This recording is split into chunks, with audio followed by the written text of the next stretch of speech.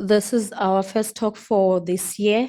So some of you may not know Groundwater Division, but it's a division that is promoting the efficient use of groundwater and protection of groundwater. And it does all those things through seminars, conferences, and talks online. So something like we're having right now. So today we're gonna have our speakers. They're gonna talk to you guys. I hope everyone is here to listen and ask questions, and then we can network after the event. We have refreshments as well. Neville's gonna introduce our speakers, and the first speaker will start. Sorry for the delays, and welcome to the online people as well. Thank you for being patient. Thanks. All right. Thank you, everyone, and apologies for the delay. We had a few minor technical issues there, but it's all sorted now. So, firstly, welcome. We've got some people here live, and this is the first Eastern Cape event for at least 2 years, possibly 3 or 4. And we had COVID as well, so I'd assume almost 5 years. So as I was saying, welcome to everyone. We've got a nice physical body of people here, and then we've got a good turnout online as well. We encourage everyone here that you join us afterwards. There's a few drinks and a few snacks to eat. For those of you at home, unfortunately, you'll have to check what's available in your fridge. But we're going to have a good time after this, and hopefully take a very contentious topic out this room and discuss it in more detail. What we're going to do is you're welcome to fire questions whilst we talk, and where possible, we'll answer them. If we don't run out of time, we'll answer most of them at the end of the talk. And then a lot of questions have already been posted online. So we'll field those online and give replies in due course. Okay, so the main topic, well, let me first introduce myself. Sorry, I'm Neville Paxton. I run a small consultancy in the Karoo in Graafrenet, so that's very much the hub of potential fracking. And I do a lot of work in the Eastern Cape and the PE area, obviously with water need. As a hydrogeologist, you've got to do a lot of different things at the same time. But with all the good rains we've had, the sort of the mad rush here in PE is tapering off. But now with this massive energy crisis, we've got fracking raising its head again. So we've got to be aware of what that involves and what that could possibly mean for a hydrogeologist or a geologist or anyone in this line of business. So as we are all, I would say, novices to fracking, for my part, I'm not an expert in this. However, I was recently approached a couple of times to review documents released by the government for proposed changes to the regulations, of which fracking is a huge part. And in order to give a decent review, obviously you've got to know your stuff. So I had to really go back to the basics and to learn what's involved there. So we're just going to run through that briefly. The typical processes of fracking and how it's set in the South African environment. And then what's government been talking about, what's on their mind, what have they proposed, and just have a quick breakdown at the most recent document by Department of Water and Sanitation. And then also discuss the role of hydrogeologists in the license application, not just with a very technical subject like fracking, but also in your general license applications. There's a few gaps there that we can all improve on. So for time constraints, we'll address questions at the end of the talk, but please post them online. We're going to field them, and then at the end of the talk, we'll answer them as much as possible. All right, so if we look at what fracking is about, we refer to the whole body of these unconventional methods as unconventional gas activities. And they basically involve stimulation, and that's an artificial method to ensure that your target, be it a gas or a coal bed, is stimulated to release your produce gas. And that can involve hydraulic fracturing, gasification, acidizing, depressurization, or other techniques, also referred to as manipulation. And this definition was taken straight out of the recent proposed changes by DWS, and May of this year. And already there we see a bit of a concern because there's a very wide range of possibilities there. I mean, other techniques can be infinite. But for today's purpose, we're just going to talk about two. And they're the main ones, and they also are relevant in the South African context. And that is hydraulic fracturing or fracking and underground coal gasification. So hydraulic fracturing basically involves drilling a vertical hole, thousands of meters deep, and then gradually that hole bends and goes into the target shale, and it goes for another 1,000 meters, and as it reaches its end point, they retract all the hammers and bits, and then they inject a fracking fluid at a high pressure into that borehole. And that fracking fluid comprises various things, and there's a lot of concern about what it comprises, but for the most part, it comprises water, and other than what we've been told that it can use saline water, even acid mine drainage water, the better quality the water, the better the end result. And that'll become obvious as we discuss this. Then 5 to 10% of that fracking fluid is propant, which comprises sand, quartzitic sand, inert, or it can be ceramic beads, small. And what the role of that propant is to force its way into that fracturing, which has been caused by this high pressure, but to keep that fracture open. And once that pressure is released, then that gas, which is the target, can flow back with a path of least resistance up the same borehole and be captured on the surface. Then we've also got the remainder of that fracking fluid, which comprises a biocide or an antibacterial component.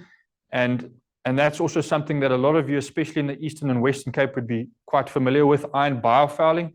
As you drill through different layers, you intersect various kinds of biota, various kinds of bacteria that can cause problems to your borehole's production. So the biocide's goal is to kill that off, because once you get that, let's say, thriving, it tends to form layers, and that can actually restrict the return flow of your target gas, which means less profit. They also use acids and scale inhibitors. Obviously, in the Karoo, they always talk about hard water or hard water and brakwater. It's mineral rich. So we've got calcium and magnesium and carbonates, and they generally form precipitates. And as you can see in that little photograph there, they can severely constrict the flow within that borehole's sidewalls. So it's all focused on getting maximum returns. Then we've got underground coal gasification. And that's very different because it's a very different target. Here they're targeting solid coal seams too deep under the ground to use conventional methods, such as open pit mining, as in Mpumalanga. They've again got to drill a very deep borehole, and it again gradually bends and it goes through that coal seam. And then they've got a second borehole, the production borehole, which meets up with that cavity. And through the injection borehole, the first one, they inject air or oxygen and steam, and that causes that coal bed to actually burn. And once it's burning, that combustion releases various gases, of which it can be carbon dioxide, carbon monoxide, methane, hydrogen, basically the feedstock to fuel. So also very, very important to us at this time in our South African, let's say, day-to-day living.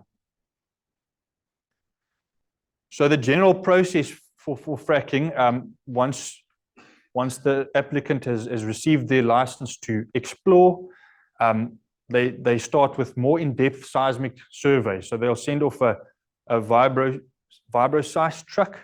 I think that's how they pronounce it, but it's a big truck that impacts the ground at high levels, and it's a rapid form of seismic survey. So then they can really define what they potentially have more accurately.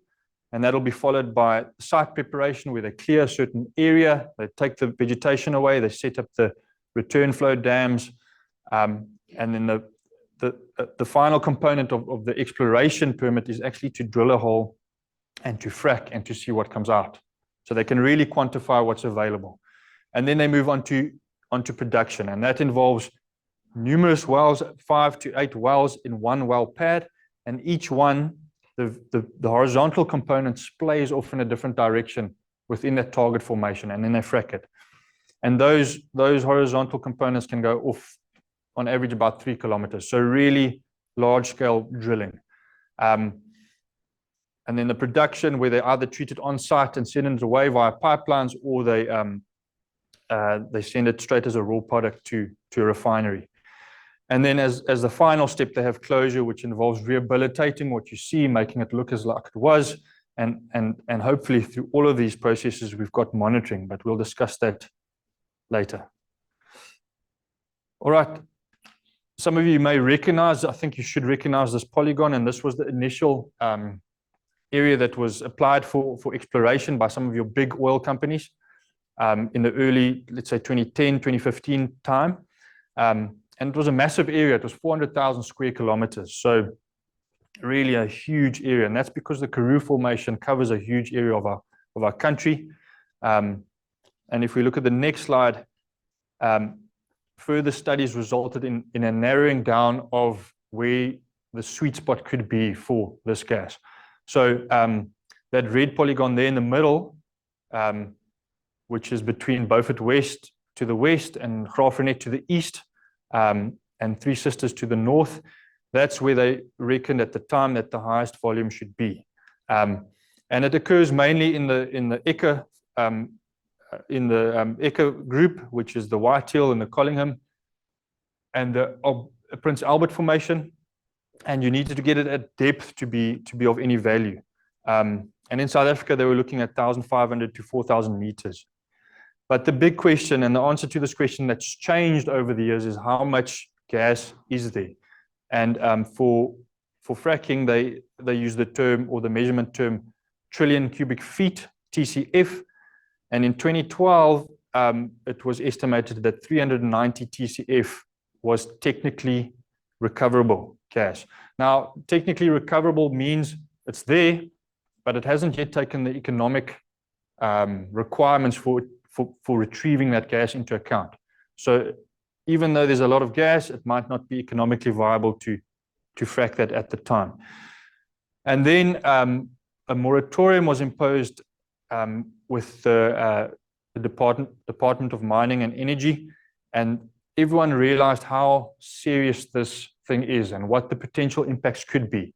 So the strategic environmental assessment for hydraulic fracturing started, and it was a group of different governmental and private departments that really studied every question available and did good work. And what they realized that original estimation was actually significantly less.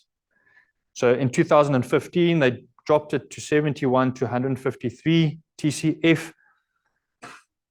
And then they also started realizing through their studies that we've also got a unique set of geology in South Africa, which other countries don't have. We've got the Cape Fold mountains. That Cape Fold orogeny had a big impact on the amount of gas available. And then, of course, dolerite, almost like a magnet coming through your sedimentary layers, coming into contact with your shale and your gas and actually burning it off.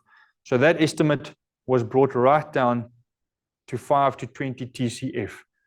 By this time, you've already had all these big role players pulling out of the country, not only because the social and environmental concerns were so big, but also because the reward was a lot smaller. And just to put that in perspective, 5 TCF is considered small scale fracking, whereas 20 is considered large. It's decent. However, over such a large area, it becomes even less decent. So there's still questions on the volume and if it's viable that need to be answered. So sort of to tie this in, we're going to look briefly at what government's done in the last few years. We've had 3 departments: the Department of Mineral Resources and Energy, Forestry, Fisheries and the Environment, and then of course DWS, each releasing different proposals at different times of how to do fracking in a legal manner. And this is not ideal. You want documents to be released at the same time so they can be read holistically and assessed holistically. It's not just a singular event that affects the underground groundwater. It affects vegetation at the same time and people and the economy at the same time. So ideally, we would have these different proposals released at the same time, but they weren't. For today's talk, we're just going to focus on what DWS said this year in their the revisions of the regulations regarding the procedural requirements for water use license application and amendments, including the minimum information requirements for water use license for unconventional gas activities. So these excerpts come straight out of that document. I've literally copied and pasted them here and just highlighted matters of concern, red flags. And each one we'll discuss here. And I want you to become aware of how serious this is. Firstly, in this 10.3.1, they talk about an applicant may apply for a water use license to conduct explorations for one or more separate areas, provided that the prohibited areas are defined in the regulations number XXX. So firstly, there's referral there to a regulation that they haven't actually named. So you can't even look or cross-reference what they're referring to. And that repeats in section B there. Another point here is we've got the talk of prohibited areas. As an applicant, that knowledge should already be available to the public, surely. What defines a prohibited area? There should be scope for additional prohibited areas to be added onto that list, if you know what's defined by it, but there are none. And then in point C there, that they say that there must be provision for records, and they name various things there of boreholes, monitoring boreholes, baseline, water quality. They must be in existence. But there's no specification of over what time period those data must cover. And that's hugely important. If you have one point in time, it can be helpful, but it's not going to do much. They need to specify how many years of records do you need to determine if you can go ahead with that. So a few questions there already. Another point that they make is remember, this is the minimum information requirements for a water use license. So here in 10.4.1.1, they say the name and the qualifications and the relevant experience of the person who compiled the assessment must be stated. But they don't say what those qualifications or minimum experience should be. So as long as you jot your name down there and what you've studied or not studied, that's fine. That's a concern. Then they also refer to the word, the source of the water for exploration or production, which must exclude potable sources. So what is potable in the Karoo? Water that's used in the Karoo for livestock, for drinking, for irrigation, for basically anything in the Karoo is often not deemed potable in, for example, Gauteng, because it's high in minerals. However, that's all they have. So that means it can be included for fracking. That can be your fracking fluid. That's a concern. That's a big red flag. It also says by saying that in your baseline water resource assessment, you must define the source. That means that the source does come locally. It doesn't come from the sea or from another province where water is in what's the word? In excess. It means it's locally sourced. So words can be very open for interpretation here. And this point for me was the biggest red flag. The water resource quality monitoring plan must be accompanied by a groundwater preliminary information, which includes drilling shallow and deep monitoring boreholes as per the approved plan with installed monitoring devices. There's no specification on what a deep and a shallow borehole is. If we're looking at fracking, we're talking about depths of up to 4 kilometers. So surely they should specify here that your monitoring holes, your deep ones, should be at least 4 kilometers. It should go to and beyond the depth of your target source to monitor any impact of your target source at that depth. Then that monitoring borehole has to be sealed off from any other aquifers that it intersects. Otherwise, your monitoring borehole is going to be the source of contamination. That's going to be your path, your source pathway. They don't mention any standards that need to be adhered to for drilling yet. Yeah, they should mention things along the line of packers, of nested wells. They should already imply that just the monitoring component really has to be well thought of before ticking boxes and moving ahead. And then just a final excerpt, right at the bottom of these proposed regulations, we've got the establishing of a gasification site. So as we discussed at the start of the slide, that's a very, very different method. They're targeting a different source, they're targeting a coal bed, and they're using different chemicals and different methods to get a hydrocarbon gas. And that's very misleading. All the documents released by the different departments talk of hydraulic fracturing, which is very different. So that's a concern. And then again, they here refer to fresh water. So the gasification site is properly sited and characterized to ensure that no contamination plume migration from the burn chamber towards freshwater aquifers occurs. But what is fresh water? Is that the opposite of seawater? So would that mean all aquifers need to be preserved? I'd very much hope so. But both the word potable and fresh water needs to be clearly defined so it can be protected and monitored. So my personal, let's say, definition of any environmental law is that it's set out there firstly to protect the environment. It's set there to protect the environment, the resource, and the people using that resource.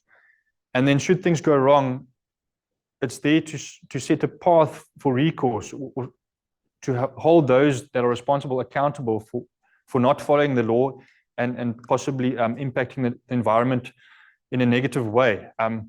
So as a hydrogeologist, we've got to be really aware of our role to play in any form of regulation and licensing. And we've got to be aware when these drafts are released. Often they're released very quickly, I'd almost say covertly. You've got a certain amount of days to respond. And once that window closes, it closes.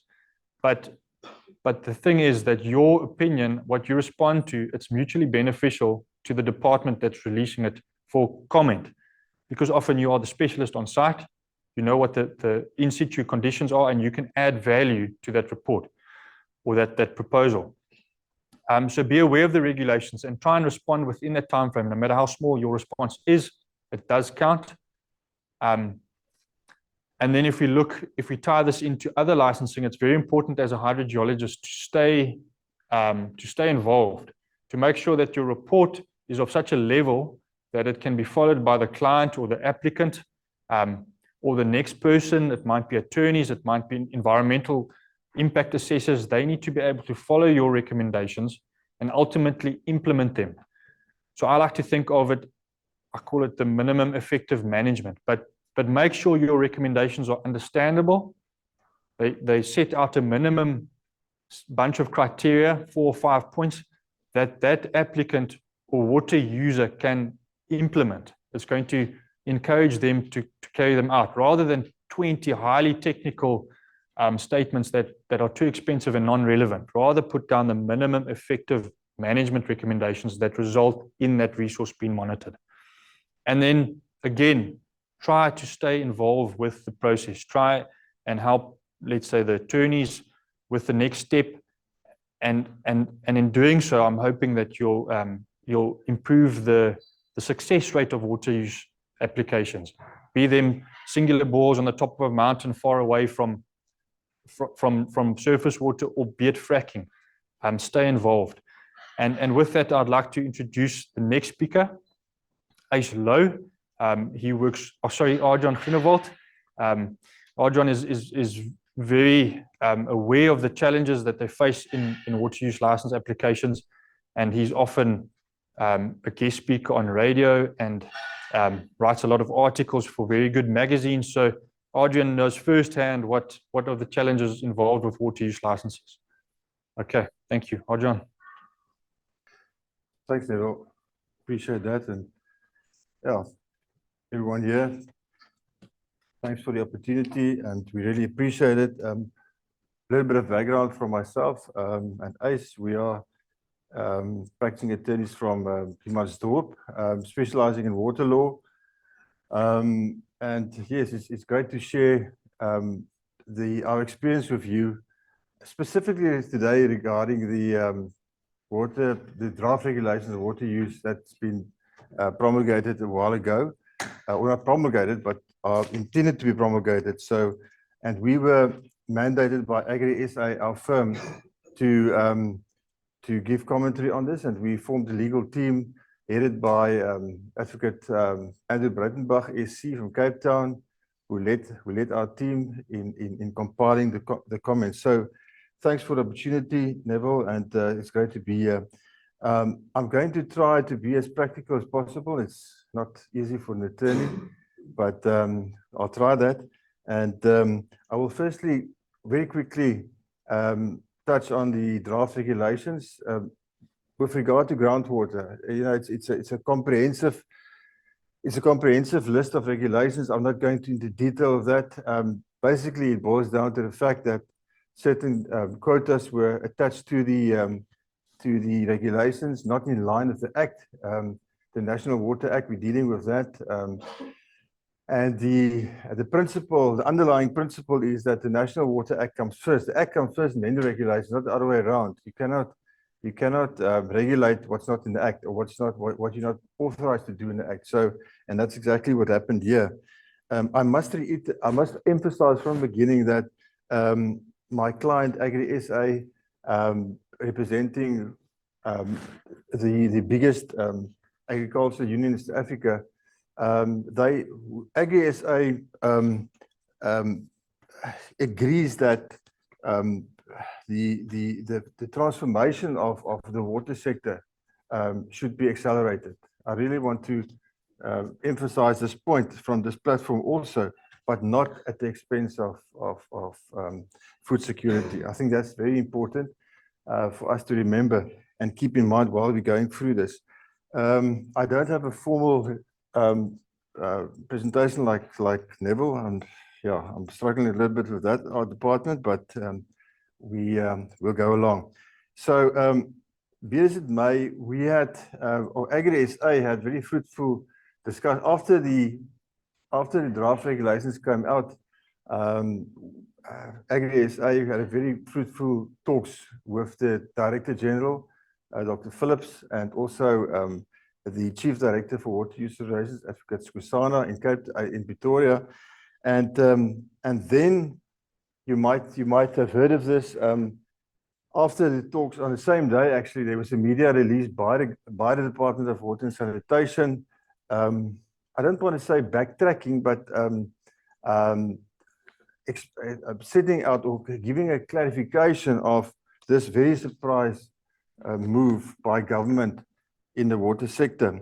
Now, that media release was on 15 June, and we were concerned. Our main concern was from the beginning that, if you look at the regulations, it spread, although it would narrow down to only abstraction of water and storage of water, section 1A and B, 21A and B, and also forestry, 21D. We were very concerned that if you look at the regulations in general and in context, it goes the whole way. It's not only section 40 applications. It will go down to compulsory licensing, the whole lot. So we had to enter the arena. We didn't have any choice. Be as it may, and then government clarified that, and then they said I find it very interesting. I'm still trying to get behind this, that the transformation requirements, as I've alluded to earlier,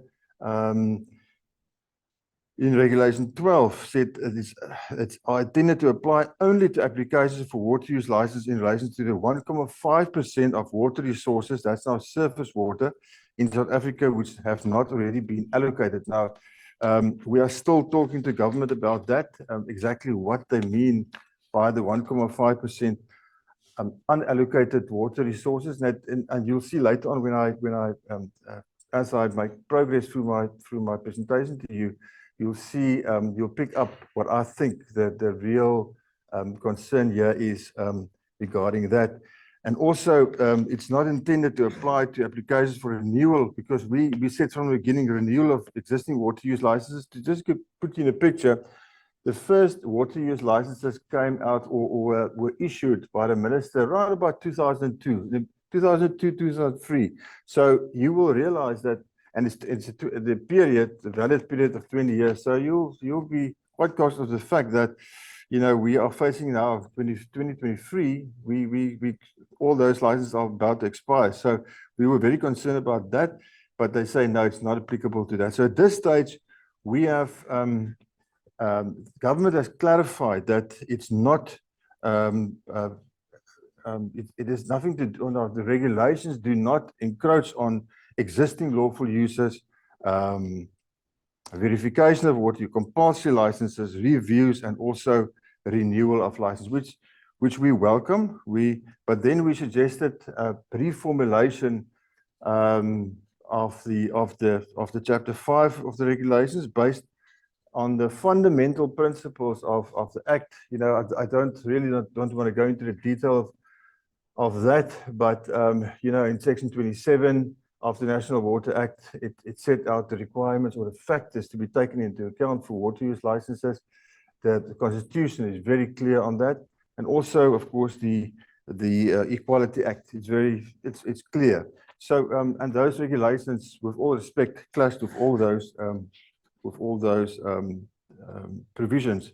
So, on a more practical level, ladies and gentlemen, and with specific reference to groundwater, the proposed draft regulations contain. It's very complex. It's almost tantamount to mining licenses, and you will and we also said that to government, you will have understanding for the fact that some of our clients, and Uys the next speaker will allude more to those because he's a boots on the ground type of guy. You're dealing with people perhaps that are applying for 5 hectares of licenses, so water use licenses. So to be confronted with requirements as set out in the draft regulations of a technical nature like this, it's daunting. So and then appointing specialists at substantial cost in order to complete these forms, it's an administrative nightmare. So we suggested redrafting of the whole with a view to streamlining the processes, and then and also mention is made in the regulations, somewhat surprisingly, about section 24 of the National Water Act. You've got a situation where let me just quickly say to you, as section 24 provides that a license may be granted to use water found underground on land not owned by the applicant if the owner of the land consents or there's good reason to do that. So that's and I'll come back to that. It's a method used by municipalities nowadays a lot, but I'll get back to that. And we asked them to delete that because it's already in the Act. And then specialist reports and technical reports. I'm not going into the detail of that, but there's a lot of regulations regarding that. And then also the invitation to specialists like hydrologists. It's quite a daunting name for me to express, but for the invitation of you guys for a presentation to government for each license, it is, as a matter of fact, it's already in the regulations, in the existing regulations, and we asked them to have a look at it again. It very rarely happens. As a matter of fact, Uys confirmed today that he's never been part of where the specialists like you guys have been invited for to present your reports yourself. And then there's a whole annex dealing with technical reports. Again, it's problematic.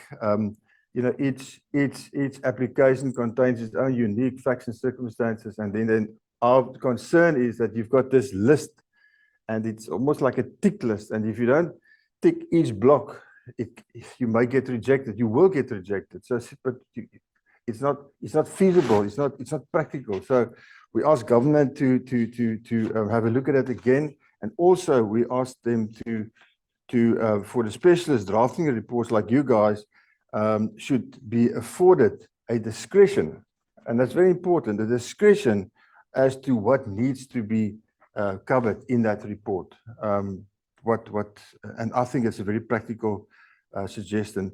A few general remarks quickly, ladies and gentlemen, which stepping away from the draft regulations. By the way, government has, it's got to go through the National Council of Provinces and also Parliament. But I've been informed that government is looking at it again, reconsidering the draft regulations, and hopefully we won't have any. Yeah, hopefully they will adhere or listen to our comments and actually act in that direction. I really hope so, because failing that, we will have no alternative but to go back to court. And I really don't want to do that. We don't want to do that. So a few general remarks. I had a look at the National Groundwater Strategy. I don't know if you guys have ever bounced on that. The 2016 one. It's a very impressive document, I must say. I've been very impressed, and I've used it a couple of occasions. And it says that groundwater represents approximately 96% of all liquid fresh water globally. And in South Africa, 60% of the population is dependent on groundwater for household use, but it only represents 15% of the country's water resources. I think it's quite interesting, and and we all know with urbanization, the way it's happening, the pressure on groundwater is mounting tremendously. Now, I was fortunate to visit the Zuckerberg Institute for Water Research at the Ben Gurion University in the Negev in Israel, and I met a very esteemed gentleman there called Professor Surek, one of the leaders there. And he remarked on a question. I asked him, what do we know about groundwater? And you know what his answer was? He said, we know very little. This is now coming from one of the brightest minds in the world from the world superpower on water. Then groundwater. It's such a almost mysterious subject. He also said there's no better water savings account than the one underneath the ground, and that the most important aspects, and especially for you guys, of sustainable use of groundwater is an understanding how it's recharged, which the Israelis have really used this. Have really showed us tremendously how the recharge system works effectively in their country, how quickly the resource will recover after extraction, how the source is to be managed. Very interesting. And now with the growing pressure on groundwater in South Africa and more local, as we have seen with the number of boreholes drilled in the Uys area. As a matter of fact, I had a very interesting conversation with a farmer, a client of mine this week, and he said to me, he said for the first time, he's not concerned about the level of the Koga Dam. That's, if you guys don't know, that's you probably all know because some of your drink water, your household water comes from that dam. He says that for the first time, he's not concerned about the level of the Koga Dam because he's during the drought period that's hopefully being broken by our good rainfall recently, due to the all the emergency measures undertaken by the farmers. And I fear to say some of them, I don't know how legal it was, but that's another question. He says for the first time, his water use requirements are catered for not by the dam. His groundwater use is sufficient. So that goes to show you, and it adds to the challenge for you guys. I think I believe I've been told that over 300 boreholes were sunk in the Uys area during the drought. So you can just imagine the impact on groundwater use, the aquifer, and of course, what's happening there. So the need for the expertise in this critical area, I say, cannot be underestimated. I cannot not say this or stay quiet about this. The need and the almost cry out there for impartiality and objectively. Recently I came across a matter was on my table where the geohydrologist compiled a report which he obviously leaned over towards the client, instructing client, and that compromised the whole report. And you know, and I would just again impress today on you people here that that's such a big need out there for impartiality, objectivity when you go into your reports. We are faced with challenges, as Uys will also allude to with regards to DWS department.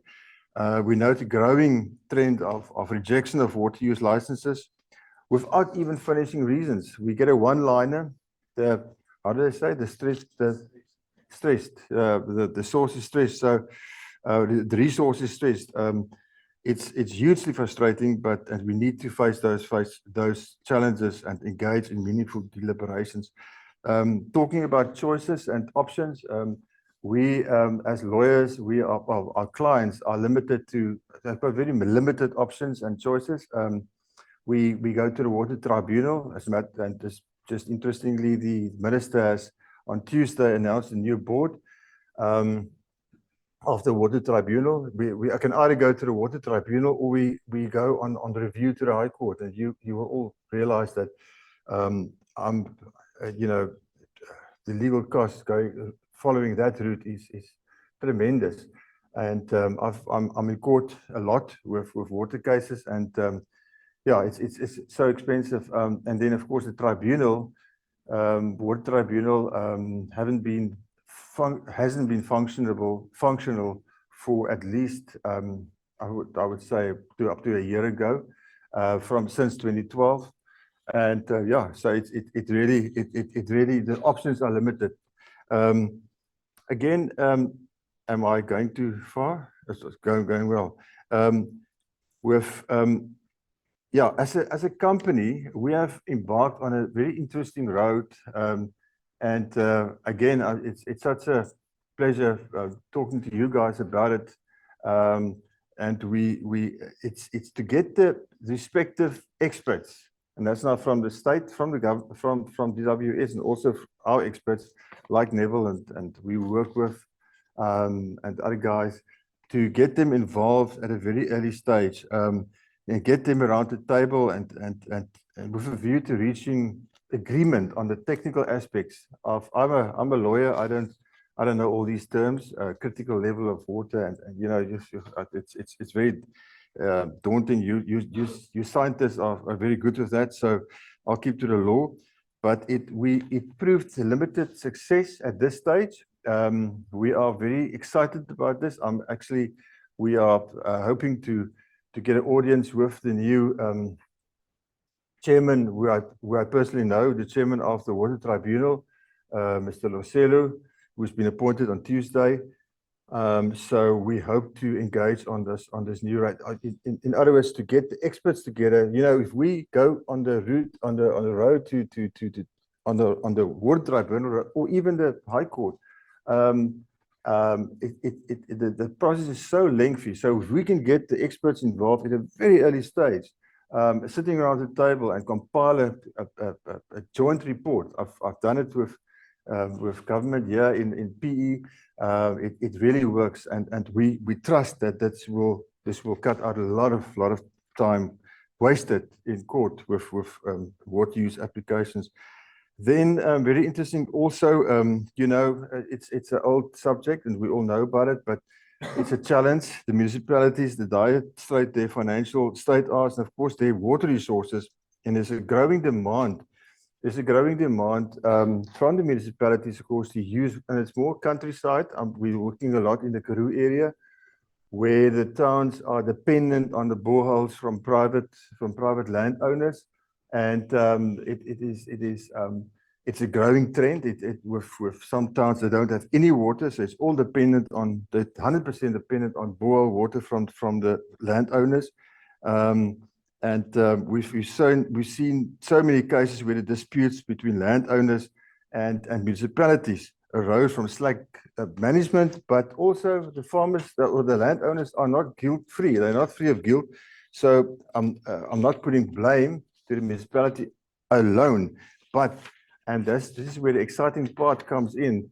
We are embarking also on on a very interesting projects where proper groundwater management is installed from both sides, and the landowner as well as the municipality are stakeholders or joint partners almost in this process of groundwater management. And if successful, which we trust will be the case now in a recent matter we are dealing with, it could set a precedent for the whole country. So we're very excited about that. And again, you guys are so important stakeholders in that process, because we are so dependent on geologists. And then lastly, perhaps just quickly, we noticed that a growing trend or a need requirement for groundwater water use associations. We've got disputes along river systems where the same set of facts repeat itself all the time. And if we can get a proper water use association operative in that area along the water system, with people drilling from boreholes next to the river, it could again, your input there will be critical. Government has moved away from, in 2015, the whole stance was against water use associations. We tried to, but now we are mandated in a couple of matters with the transformation of irrigation boards towards water use associations, and the appetite for water use associations are back.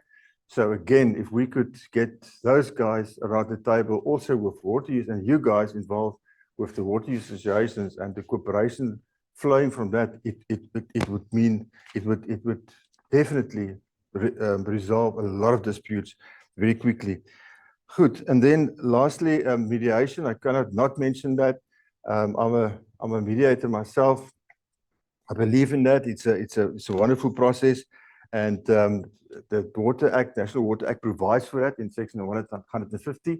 And I've been involved in various mediations where I've used geologists as part of my team, and again, it really cuts out, I tell you, months and years of legal expenses. And so I want to impress on you, when you facing a dispute, or perhaps I know it's not perhaps your field, but when you're involved in a matter like this, remember in your back of your mind what I've mentioned today about mediation. It's you can come back to me or contact me. I'm not advertising for that. In general, it's in the whole country. It's a wonderful tool for resolving disputes. That's it. That's all, Neville. Thank you so much, and I hope I've covered what I should cover. Isis, next. Yeah, you see.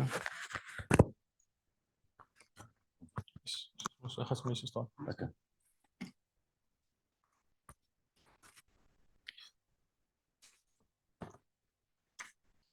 Am I clearly on the screen there? Good afternoon, everyone. My name is Uys Louw. I am a water use license consultant for Groenewald's attorneys. How I became a water use license consultant, you can't go and study water use licenses. There's not an elective at university that teaches you how to do water use licenses. What happens is that you graduate, you get your law degree, then you go and do articles. And my articles was done at Groenewald's. And that means you become a shadow of your principal. My principal was Adriaan. So where other article clerks were going to court, I was doing water use licenses. It's important to note that water use licenses are not an exact science. It's not like conveyancing where you have a list of requirements to a certain degree, but each one is based on its own facts.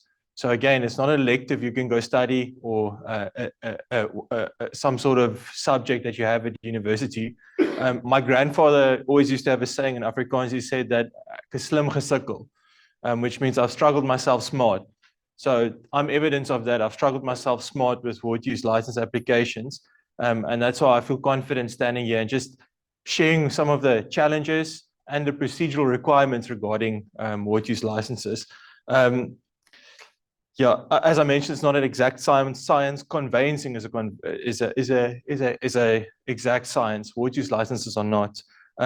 Much of the process comes down to trial and error, and I will touch on the regulations that provide the licensing procedure later. But in practice, each application has its own unique circumstances and requirements and must be dealt with accordingly. I have also found it helpful to have good relationships with the departmental officials, because a lot of what I do is human relations.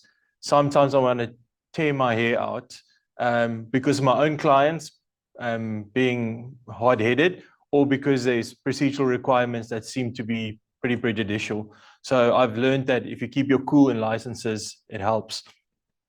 I've divided my talk up just in a few subsections. So just starting is my experience of the rejection of surface water license abstractions and the DWS's willingness to license groundwater. DWS is Department of Water and Sanitation. So to understand the importance of groundwater, one must grasp the prevailing understanding of the DWS regarding surface water abstractions, because that was primarily in South Africa. Most of our irrigation is under surface water abstraction.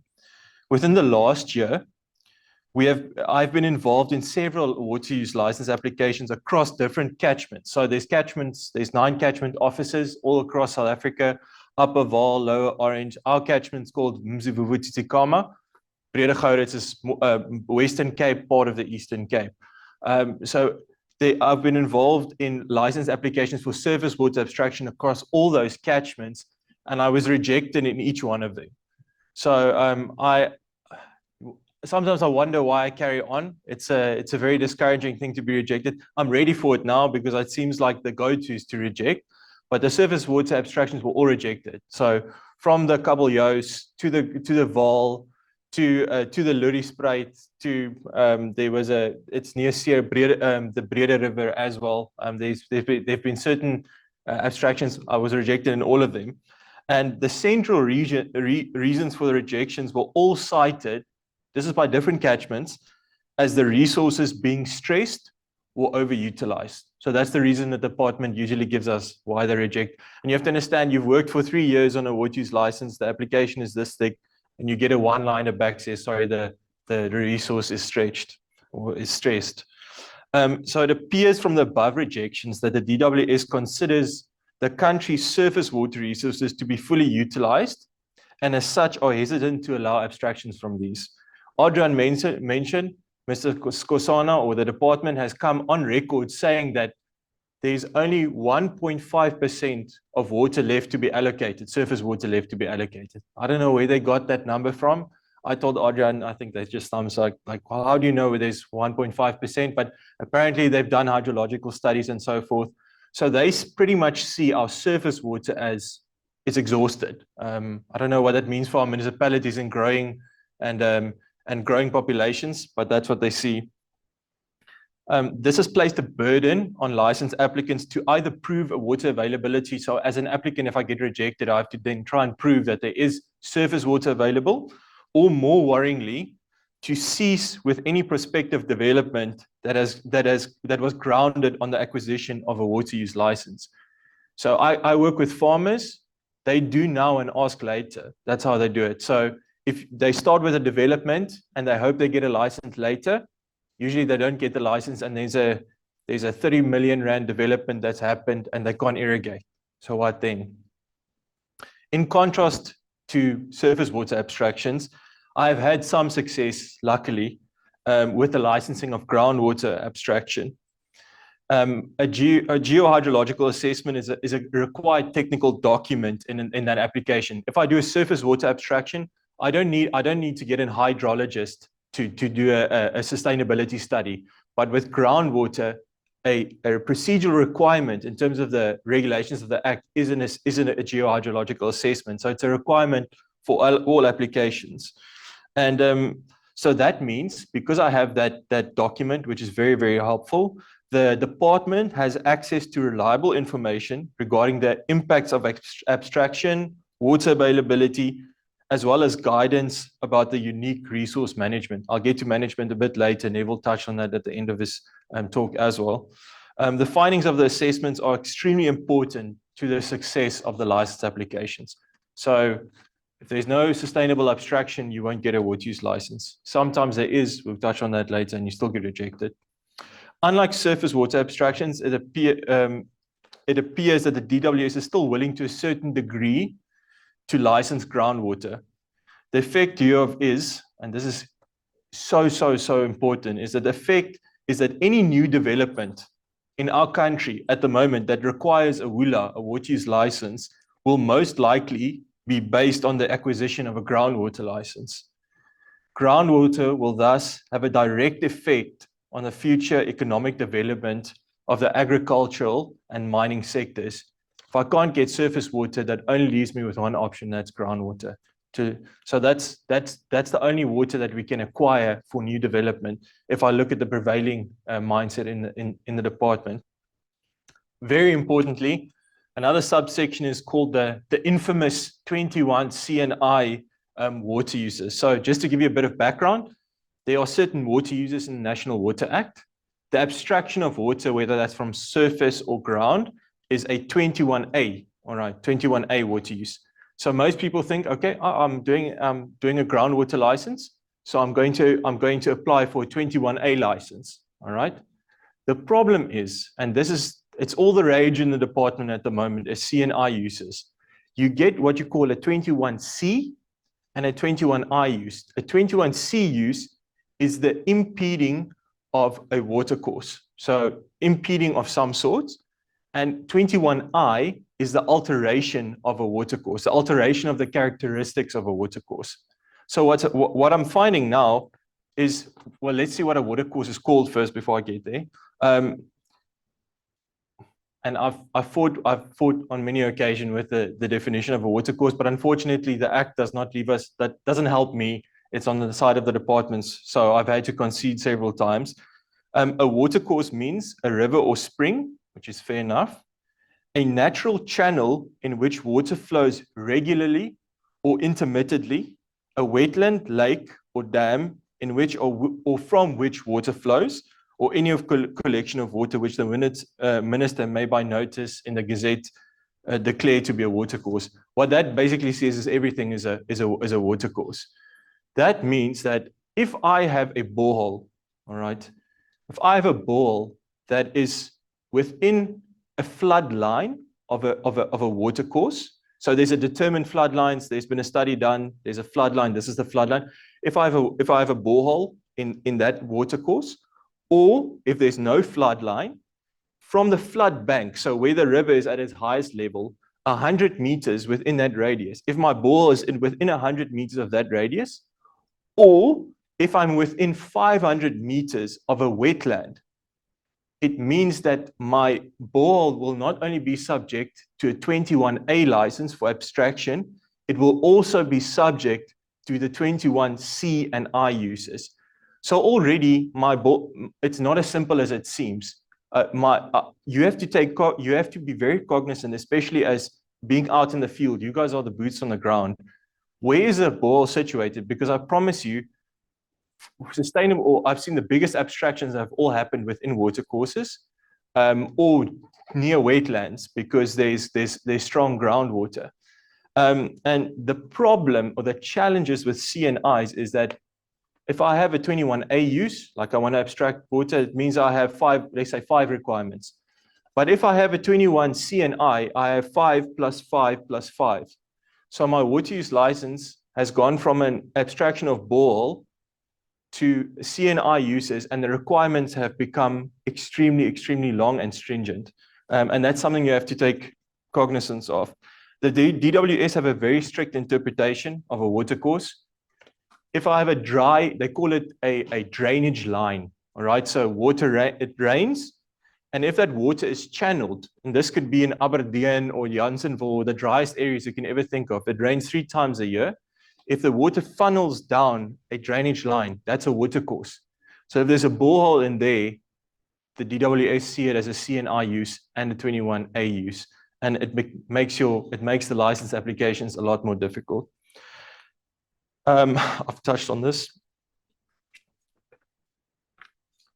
So taking what I said into consideration, the licensing procedure is never as simple as it might appear.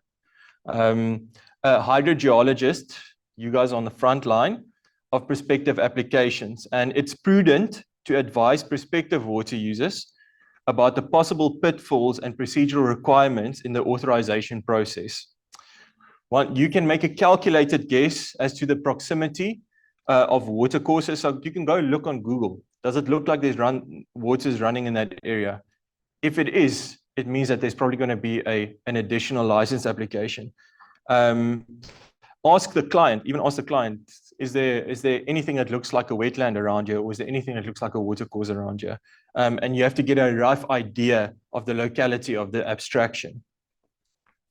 Then, Divan is here. So I want to speak about the rejection. Like I said, I've been rejected on all surface applications, but I've also been rejected with borehole licenses. And I just want to give you a brief overview of my experiences when it comes to the rejection of boreholes, because it's going to have a material effect on further abstractions across the country. Though I've had more success with groundwater, I've been rejected. A brief overview, I have two clients. They are situated very close to each other. They both applied for water use licenses for groundwater abstraction. In both cases, the hydrogeologists found sustainable abstractions. So we were very relieved there is water for the commercial use, irrigation, and so forth.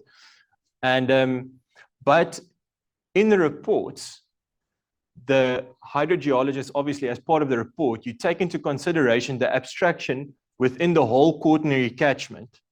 So the quaternary catchment in this case is like 230 square kilometers, okay? So it's the very infamous, part of that catchment is the very infamous Gamtoos Valley as well. So you talked about 300 boreholes. So what was found in the assessment is that that quaternary catchment is highly stressed. Okay, it's stressed in that there's certain areas where people are over abstracting, or there won't be enough water left for the reserve or requirements. But it was emphasized in the report that one should consider each application, each point of abstraction as a unique groundwater resource unit, a GRU. You're going to hear a lot about that as well. Divan had to lecture me for me to understand this. But in our GRU, where our application was, where we were situated, there was a sustainable abstraction. But the DWS rejected us because the catchment was stressed or in deficit. So in other words, they're rejecting me. I'm situated here 40 kilometers away, where there's no relationship with the aquifer from which I'm abstracting. There's over abstraction there. I'm getting rejected here. So it's very prejudicial. There doesn't seem to be an understanding on the department side that each application should be looked at uniquely. One cannot throw the baby out with the bathwater. That's what it comes down to. So we appealed the decision to the tribunal, and I was hoping that I would have had an answer for you before today, but because it's lawyers, we've been to and fro, and we are going to try and resolve the issue internally. So we're going to meet with the department, hopefully, to try and resolve it, because we need our geohydrologist, our expert, to sit with the department and say, how did we come to two very different conclusions? What's concerning, or what would have been actually very nice, is that the regulations make provision for the department to call on the experts or call on the consultant to make representations on their technical documents. So they would literally say, please come, we don't understand this part. What if the catchment is stressed? What if how do we address it? What does the geohydrologist say? They didn't do that. They just rejected us because they say that the catchment is stressed. And unfortunately, they didn't follow that route. What's important is our case will likely create a precedent in how the DWS construes groundwater resource units and quaternary catchments in future.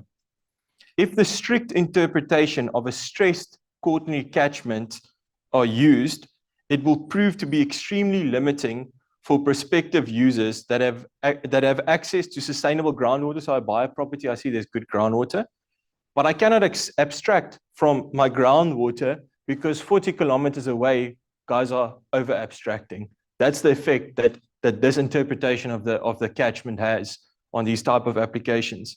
Another question which I can't answer is if the DWS knows that a catchment or a quaternary catchment is stressed, why do they allow applications to be submitted in that quaternary catchment in the first place? But they've just let us carry on with knowing that they probably rejected because there's an application, and this is a 2-year process.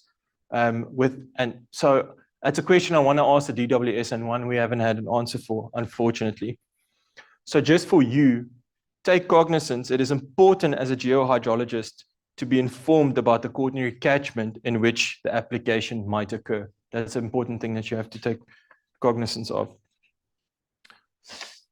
My next point is just that the capacity of DWS to monitor and enforce license conditions, quite a contentious issue as well. Adriaan has already briefly touched on subterranean water users associations, and such I won't expand too much, but I will add that surface water users associations, so like Uys Water Users Association or Great Fish or someone like that, they've always been very effective in ensuring good local water management, and especially revenue collection. That's another contentious issue. If you have a good water user association, they can solve a lot of administrative issues and disputes between farmers. So if we can get those going for groundwater, it'll be effective. And there's no reason why the success for surface water can't be replicated for groundwater. The current reality of groundwater abstraction, however, is that if a license is issued, the burden is on the water user to ensure that license conditions are met. So I get a water use license and I get 20 conditions. I have to make sure that it's met. The DWS have historically struggled to remotely monitor and enforce conditions. It often happens. Again, I work with cowboys sometimes. It often happens that a water user uses this distant governance. So the departments in East London, I'm abstracting the Uys. They use it as an excuse to ignore license conditions, and they abstract willy-nilly, and it becomes an untenable situation. It is important to note that ignorance is not an excuse. So you can't just say, I didn't know. People love to say, I didn't know. It's not an excuse, unfortunately. The DWS have wide powers to revoke licenses if conditions are not met. It is thus to the benefit of the water user to ensure they follow license conditions. My advice to my clients, if we do, which will at the moment is very difficult, but if we do get a water use license, my advice to my clients is also that metering is always a license requirement, and this abstraction data must be kept for a minimum of 5 years. So the first and the best thing that you can do as a water user is put a monitoring device on the ball and start monitoring your water and log the data. I found that the DWS are very good natured towards water users that measure the abstraction. If you measure, they know that you're not over abstracting, and there's good reliable data, because the license for groundwater is usually reviewed after every 5 years. And so they look at your abstraction data prior to that. Another important note, and we can't touch on that today, it's a whole can of worms, is that a water user must ensure that they are billed for their water. You can't just abstract, and if you don't get an invoice, you can't plead ignorance.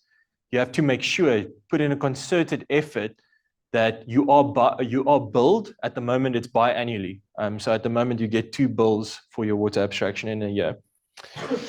And then the big question, another one, is bureaucracy versus pragmatism in the department and with license applications.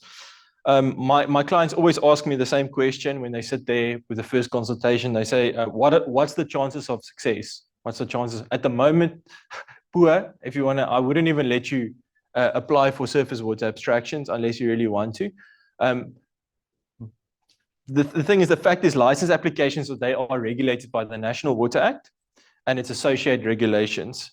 Specifically, not the new draft regulations, the old WULA regulations. They were published in March 2017, and those are the ones that regulate WULA applications.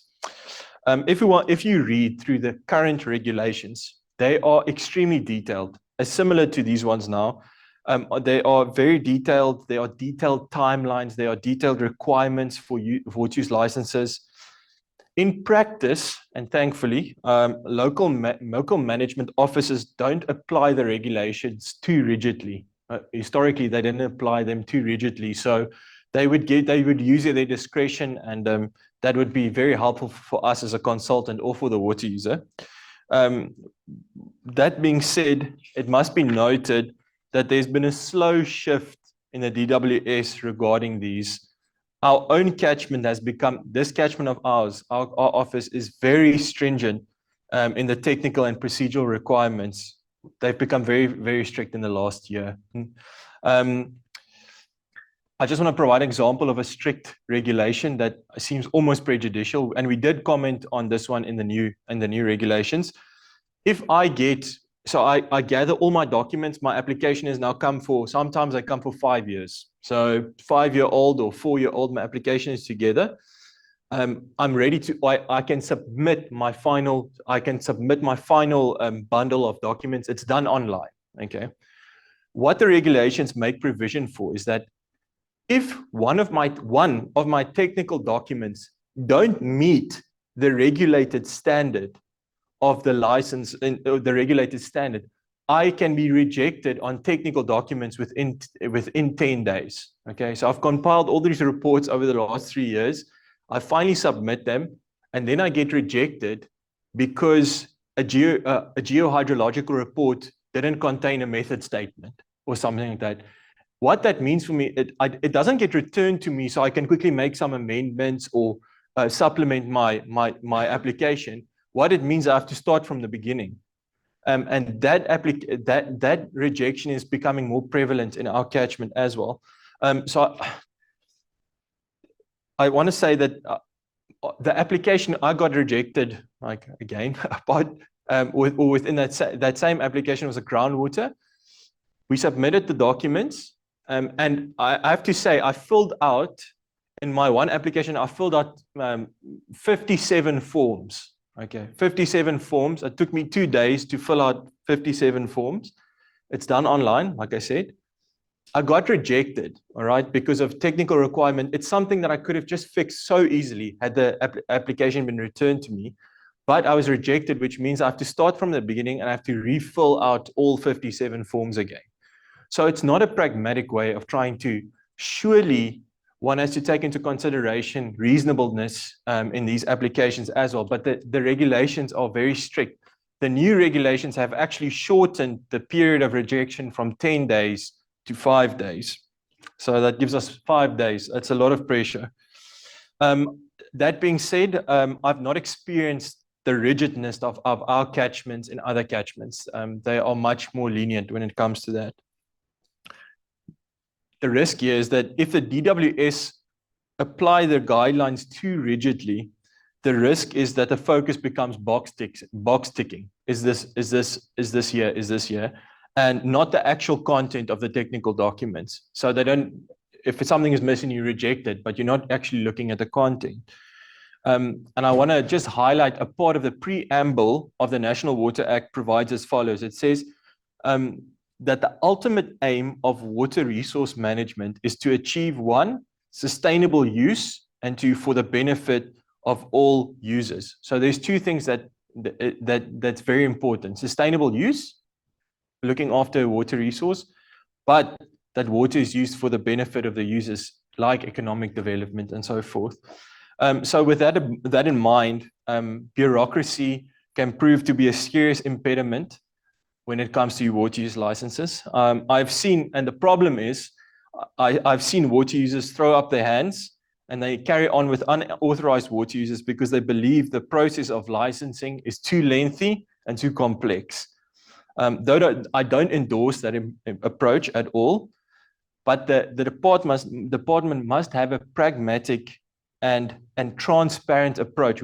Why are we being rejected? Can we not find a different way to do this? There should be a pragmatic and transparent approach to licensing, and this will encourage more water users to authorize their uses and in turn subject the resource to better management. So that's me. I just want to say that this is a very brief overview, and the licensing processes are complex. So if there are any questions, we might address them. I'm not sure if we have time, but my door is always open, and I'm more than willing to help anyone that has questions in this regard.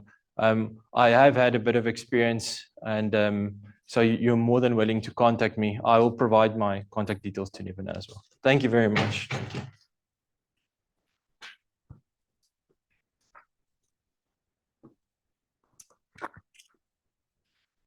Thank you, Louw and Adriaan. That was very enlightening. I think you guys have highlighted so many issues, and it starts almost with us, not just the client, but we really need to be aware of everything. When you go visit that farm or that industry or that mine, ask questions. No one knows better than the landowner or the occupant where the local wetland is or where the issues might come up from. And from that, you can advise him correctly from the start. I think your construction of the borehole is hugely important.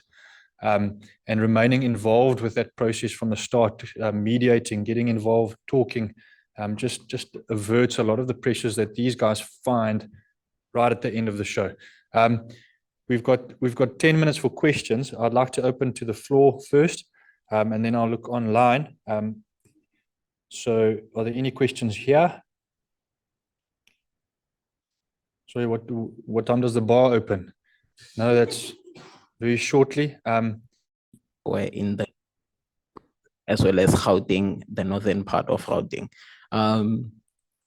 Okay, those are the things that you have to actually look at once you just apply for your licenses and all of that.